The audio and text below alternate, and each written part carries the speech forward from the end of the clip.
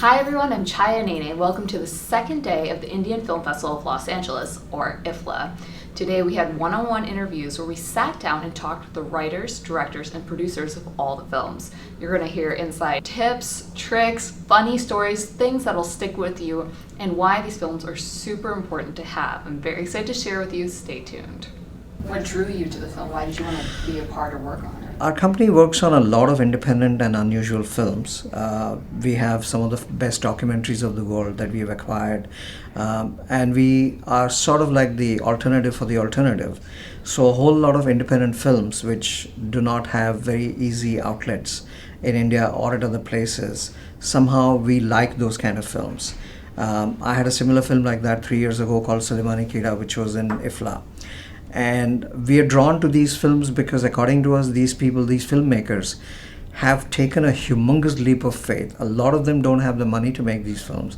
A lot of them don't have the time and everything. But the way we look at it is that if you've taken so much of an effort and such a huge risk and made a fantastic film at the end of it, we should probably work with you in terms of the marketing and distribution and so on. So we are drawn to films like this, and I think that these kind of films really excite us. That is one of the reasons why we do it. This film was suggested to me by a friend of mine. I saw the trailer, I loved it so much, and then I saw the film and I really liked it. There are a lot of films that people make about poverty, and I consider a lot of these films exploitative because they're like poverty porn. This is a film where you see poor people, but you realize that the director has a lot of heart. The way she has dealt with it is you really feel for these people. You don't feel pity.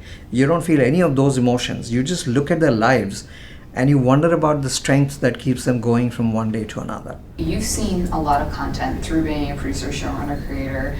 What catches your eye? What is a hallmark of a good film? I do like films where you take a subject and then you have a very unusual way of dealing with the subject. For instance, I'm limited in terms of my thinking. I would never have thought about making a film like this because to me, this would be an unfilmable type of a project. But Anamika not only made this film, but she made it in a manner that no one else could have thought in the same way.